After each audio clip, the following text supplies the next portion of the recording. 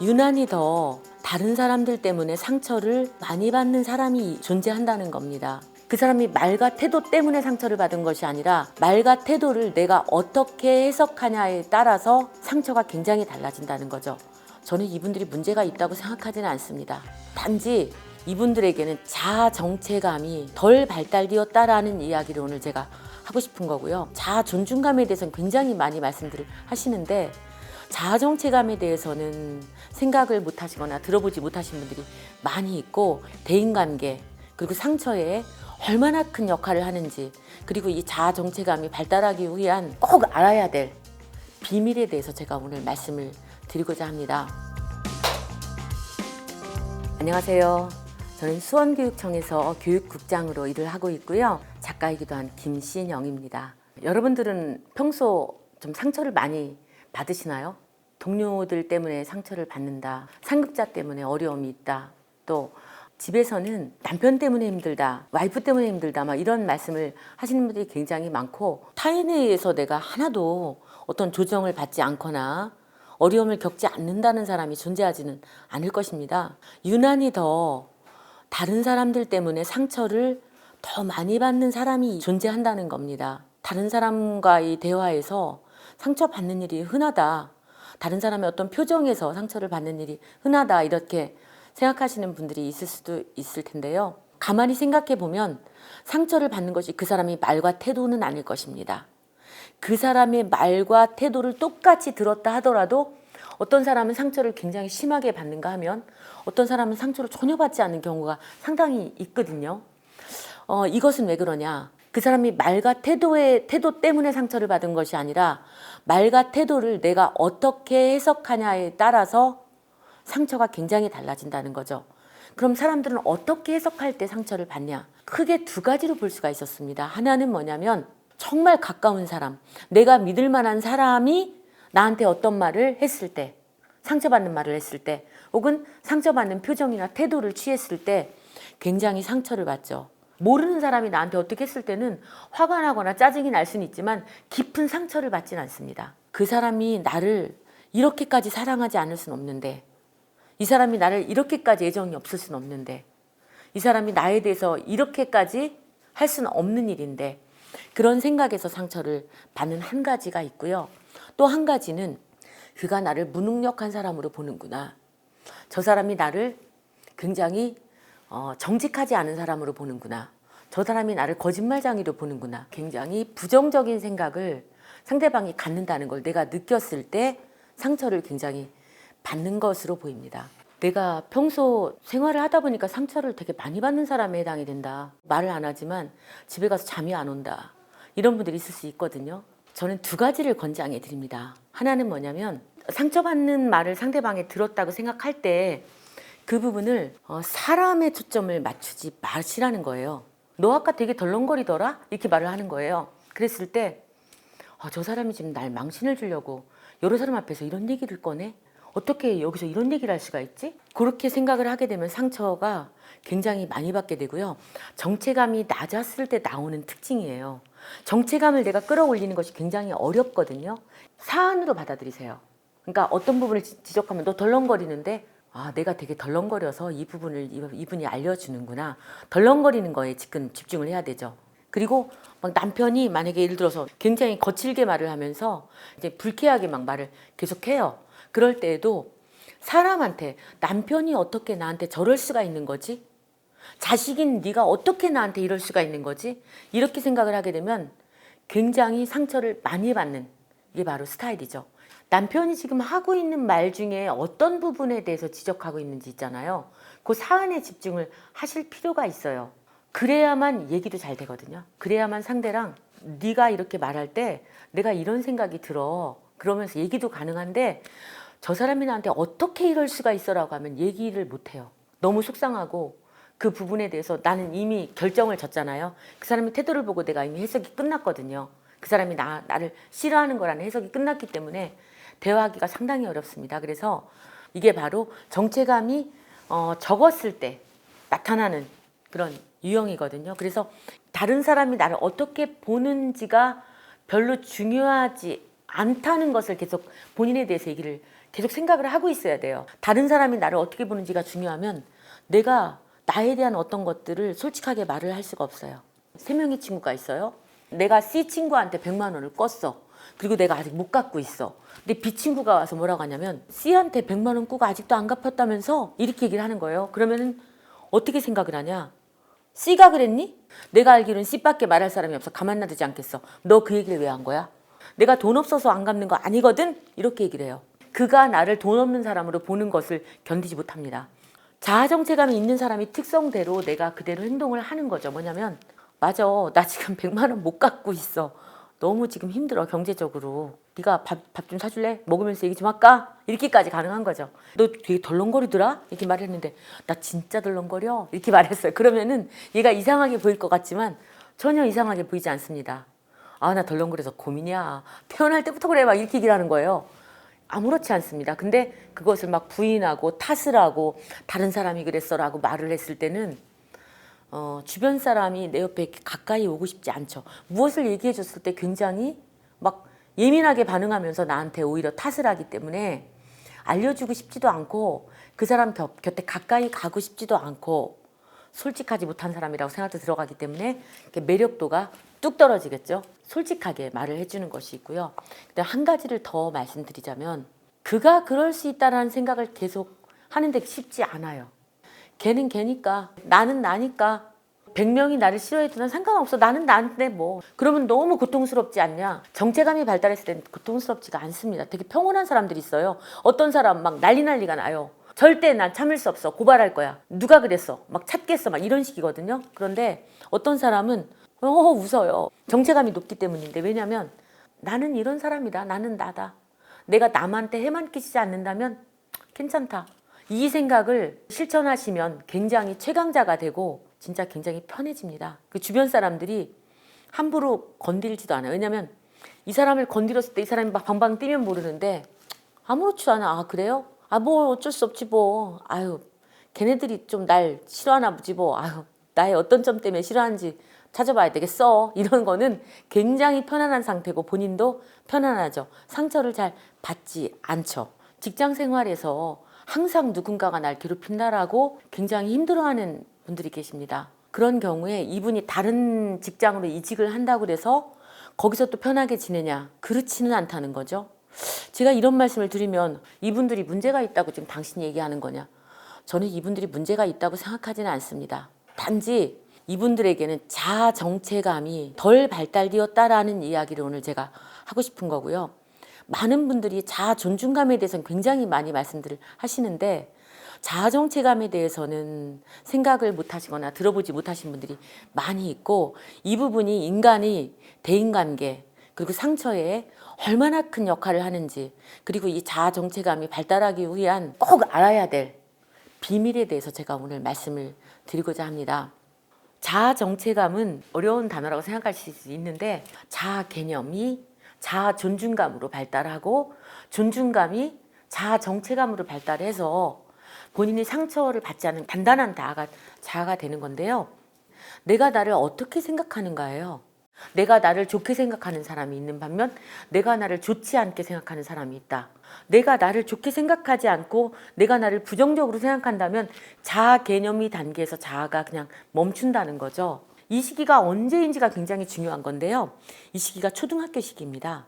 초등학교 시기에 자아 개념이 형성된다는 거죠. 내가 나를 좋게 생각하는지 내가 나쁘게 생각하는지. 근데 이때 재밌는 건 초등학교 시기에는 내가 나의 자아를 길러서 만들어지는 것이 아니라 주변 사람들이 나에 대해서 어떤 평가를 하느냐를 들으면서 나의 자아가 발달된다는 거예요. 아, 너는 진짜 괜찮은 애 같아. 이렇게 얘기하면은, 정말 난 괜찮은 애구나. 아, 너는 진짜 별로인 애 같아. 그러면, 정말 나는 별로야. 어쩌지? 막 이러는 거죠. 가장 크게 영향을 많이 미치는 사람은 누구일까요? 부모죠. 초등학교 단계까지 양육자가 가장 큰 영향을 미치게 되죠. 그래서 내가 나를 좋게 봐야 존중감으로 가는데 이게 형성되지 않으면 존중감으로 안 가죠. 그러면 내가 나를 중요하다는 존중감의 단계로 가지 못한 사람들의 특징은 어떠냐? 이때는 제가 아까 말씀드렸다시피 남이 나를 어떻게 보는가가 굉장히 중요한 시기입니다. 이들은 항상 자기에 대해서 평가를 할 때도 상대 평가를 합니다. 남에 비해서 내가 어떻다? 남에 비해서 내가 높다, 낮다? 남에 비해서 내가 이쁘다? 남에 비해서 내가 공부를 잘한다? 그러니까 타인과의 비교를 굉장히 많이 하는 시기가 바로 초등학교 시기예요. 유치하죠, 이 시기가. 예를 들자면 묻지도 않는데 초등학생들이 와가지고 이런 말을 해요. 내가 너보다 더 이쁘지롱 이런 말을 해요. 내가 너보다 공부 더 잘한다? 우리 아빠가 너네 아빠보다 더 부자다? 막 이런 얘기. 그러니까 항상 남과 나를 비교하는 단계가 이들한테 있죠. 그리고 남과 비교한다는 것은 남의 말, 남의 눈치를 굉장히 많이 보는 시기죠. 아, 그러면 초등학교 단계만 이게 있냐? 아니요. 여기서 더 발전되지 못했을 때, 발달되지 못했을 때 성인의 경우에도 마찬가지입니다. 내가 너보다 직위가 높다. 갑질을 굉장히 잘 할 수 있는 가능성이 있죠. 내가 회장인데 너 내 밑에 있잖아. 넌 내 말을 들어야 돼. 내가 너보다 높거든. 내가 너보다 더 부자야. 어린이나 성인이나 굉장히 유치한 느낌을 주는 그런 단계죠. 다른 사람이 나를 어떻게 보냐가 굉장히 중요해서 이들한테 다른 사람들이 얘기를 해주는 거예요. 선생님은 이렇게 하시면 더 좋을 것 같은데요 라고 얘기를 해주면 이 부분에 대해서 굉장히 망신을 당했다고 생각하거나 네가 감히 높은 자리에 있는 나를 가르쳐? 이렇게 생각을 한다는 거죠. 그래서 이 자아 개념 단계에서 존중감 단계로 뛰어넘지 못했을 때는 이들이 상처를 내가 높은 자리에 있다고 막 상처를 안 받냐? 상처 엄청 받는 단계입니다. 왜냐하면 항상 다른 사람이 나를 어떻게 보냐 그리고 비교 우위에 있는 나기 때문에 내가 더 낮게 평가받았다거나 내가 더 낮은 위치에 있다고 생각할 때 참지를 못하죠. 그래서 자아 개념 단계에 머물러 있을 때는 굉장히 다른 사람에 대해서 굉장히 눈치를 많이 보고 다른 사람이 나를 어떻게 보는지에 대해서 굉장히 인식을 많이 한다. 제가 그 말씀을 드렸어요. 자아 개념이 내가 나를 좋게 보게 발달하게 되면 존중감으로 발달하게 됩니다. 그게 발달하지 않으면 존중감으로 못 넘어가서 아까 성인의 경우에도 굉장히 그렇게 유치할 수가 있는 거죠. 자아 존중감이라고 하는 것은 내가 나를 중요하게 여기는 거예요. 다 아실 거예요. 그래서 우리가 자존감에 대한 책들이 굉장히 많고 자아 존중감의 중요성을 많은 상담 심리가들이 이야기를 하고 있습니다. 자존감, 자아 존중감이 빵이 되면 0이 되면 어떻게 될까요? 0이 되면 자살하죠. 내가 너무나 중요하지 않기 때문에 살아있을 가치조차가 없는 거죠. 삶과 죽음이 굉장히 중요한 문제예요. 근데 자아 존중감이 굉장히 발달하는 시기가 언제냐? 재밌게도 중학교 정도의 시기입니다. 이 시기에 자아 존중감이 굉장히 강하면 어떻게 되냐? 나만 굉장히 중요한 거예요. 내가 너무도 소중한 사람이에요. 그렇기 때문에 이 시기에는 다른 사람이 나의 인권, 나의 소중한 이 단계 있죠. 나의 이 소중한 나를 건드리는 것을 참지 못합니다. 주변 사람들이 진짜 피곤합니다. 이 사람한테 뭐에 대해서 설명을 해주거나 뭐 얘기를 해주잖아요. 그럼 고발합니다. 당신이 아까 말하는 거에 내 마음을 건드렸어. 이렇게 되는 거죠. 그렇기 때문에 굉장히 예민하고 주변 사람들이 이 사람한테 도움을 주려 하지를 않아요. 도움을 주게 되면은 그 도움을 준 거에 대해서 네가 날 강요하였다. 진짜 근데 이 사람들이 이렇게 말할 때 얘가 너무 막 과장해서 얘기하는 거 아니야? 아니요. 진짜로 본인이 그렇게 굉장히 심하게 고통을 받는다는 거죠. 이들이 착하지 않아서도 아니고 이들이 자아 정체감이 덜 발달했기 때문에 이런 현상이 나타날 수 있다는 겁니다. 내가 나를 중요한 사람으로 인식해야만 반드시 정체감으로 갑니다. 정체감으로 가게 되면 이거는 이때부터는 어떻게 되냐면 너와 나가 다 그럴 수 있는 거예요. 그러니까 내가 굉장히 소중한 사람이듯이 너도 그가 그럴 수 있고 나도 이럴 수 있고 내가 그한테 어떤 해만 끼치지 않는다면 그러니까 나는 나다는 거예요. 나는 나이다. 나는 나이기 때문에 주변 사람이 너에 대해서 나에 대해서 막 이렇게 막 무슨 지적질을 심지어 막 나에 대해서 고통을 주기 위해서 막 말을 해. 막 너는 이렇고 일부러 막 괴롭히려고 해. 그래서 뭐 어쩌겠어. 내가 네 마음에 들어야 되는 건 아니잖아. 그냥 나는 난데 어쩌겠어. 여러 명이 모여서 내 욕을 한다는 얘기를 들었어. 뭐 싫어하나 보지 뭐 어떠겠어. 나는 그냥 나니까. 이게 바로 자아 정체감인데요. 자아 정체감의 핵심은 다른 사람이 나를 꼭 사랑해야 되는 것도 아니고 다른 사람이 날 좋게 봐야 되는 것도 아니고 그냥 나는 나라는 거예요. 나의 외모가 이렇고 나의 성격이 이런데 다른 사람이 불편하다면 이 부분은 좀 시정해야 되겠지? 이게 쉽지 않아요. 다른 사람이 나를 어떻게 생각하든지 관심을 갖지 않는다? 이거는 보통 되는 일이 아닙니다. 연습한다고 되는 일이 아닙니다. 쉽지가 않습니다. 어른이 되어서 자아 정체감과 같은 행동을 하면서 주변 사람들에게 편하게 지내는 사람은 많지만 실질적으로 본인은 상당히 고통을 받거든요. 받지만 내가 편하게 참고 배려하면서 지내는 거거든요. 근데 이것이 어른이 되어서 다시 되돌리기는 굉장히 어려워요. 그런데 그렇기 때문에 초등학교 단계부터 이 발달 단계가 이어져야 되는데 초등학교 단계 제가 아까 말씀드렸어요. 자아 개념이 바로 자아의 싹이거든요. 자아 정체감의 싹인데 이 자아 정체감을 만드는 시작에 누가 있냐? 부모님이죠. 예, 아까 부모님이 나를 어떻게 평가하냐, 나를 어떻게 생각하냐에 따라서 내가 나를 좋은 사람으로 인식할 수가 있는 거잖아. 이게 되지 않으면 존중감, 정체감으로 넘어가지 않기 때문에 부모님이 나를 어떻게, 나를 케어할 때, 나를 돌볼 때 어떻게 나를 칭찬하면서 긍정적으로 칭찬하면서 인정하면서 키웠는지 아니면 나에 대해서 매사에 지적하면서 지적질을 하면서 혼내면서 부정적으로 키웠는지에 대해서는 굉장히 이 아이가 자아 정체감, 나중에 상처받지 않는 강한 자아를 갖고 있는 애의 영향을 굉장히 미친다는 거죠. 모든 부모는 사실 자식들을 굉장히 사랑합니다. 사랑하는데 부모가 애를 사랑하는 게 중요한 게 아니라 사랑하지 않는 부모는 뭐 정신적 이상이라든가 아니면 뭐 TV에 나오죠. 정말 드물어요. 모든 부모는 정말 자식을 위해서는 내 간을 빼주고 죽어도 유일한 사람. 내 간을 남편할 때 빼줄 수는 없지만 하나가 사라진다면 제가 살고 싶다는 생각이 들겠지만 아들한테는 뭐 딸한테는 안 그렇거든요. 자식한테는 그럴 수 있는데 그 정도로 자식을 사랑하는데 중요한 건 제가 자아 정체감이 형성되기 위해서는 부모가 자식을 사랑하는 게 중요하지 않습니다. 자식이 내가 그를 사랑한다는 걸 아는 게 중요한 거죠. 네. 근데 그렇게 말씀드리면 부모님들은 이러세요. 갑자기 뭐 저랑 대화를 하시고 나서 막 집에 가시면 이래요. 야, 내가 너를 얼마나 사랑하는지 알지? 이런 얘기 좀 하시지 마세요. 다 싫어합니다. 애들이 제일 싫어하는 말이 그런 얘기를 해요. 아유, 또 시작됐어. 뭐 또 들었네. 엄마가 어디 가서 또 강의 듣고 왔네. 이렇게 되는 거죠. 아유, 그랬구나. 이랬구나. 엄마 다쳐서 많이 아프구나. 막 이런 거 있잖아요. 공감이 아니야. 그냥 공감하는 것을 스킬로 배우는 거죠. 이게 아니라 진짜로 자식한테 시그널을 보낸다는 게 뭐냐면 예를 들어서 우리가 막 그래요. 햄버거 막 이런 거 정크푸드라고 막 건강에 나쁘다고 먹지 말라고 엄마가 막 못 먹게. 그럼 아빠는 몰래 어느 날 햄버거 하나 사왔어. 주머니에 막 넣어가지고 야야 이리 와. 야 엄마 할게. 이리 와봐. 이쪽으로 와. 걔 방에 가서 조용히 빨리 먹어. 아유 너 먹는 것도 애가 귀엽냐. 막 이거 있잖아요. 진짜 빨리 먹어. 얘가 먹었어. 막 콜라하고 먹었어. 정크푸드죠. 건강에 굉장히 안 좋죠. 근데 이 음식은 보약이다. 아빠가 정말 나를 사랑해서 어쩔 줄 모르는 이것을 한 번씩 보여주는 거. 애가 밥 먹을 때 엄마도 옆에서 그냥 이런 말 한마디 하는 거.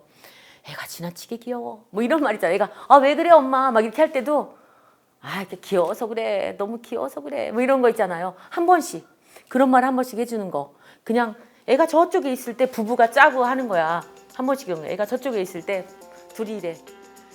애가 클수록 이뻐. 막 이런 거 애가 듣는지 뻔히 알면서도 마치 안 들리는 것처럼 둘이 크게 대화를 함으로써 아이가 들을 때 엄마 아빠는 정말 날 사랑해. 이래야 존중감이 발달하고 튼튼한 남이 절대 견딜 수 없는 나를 건드릴 수 없는 자아 정체감이 발달할 수 있다. 그래서 부모님들께서 가장 중요하게 하실 일의 첫 번째는 시그널을 보내는 거다.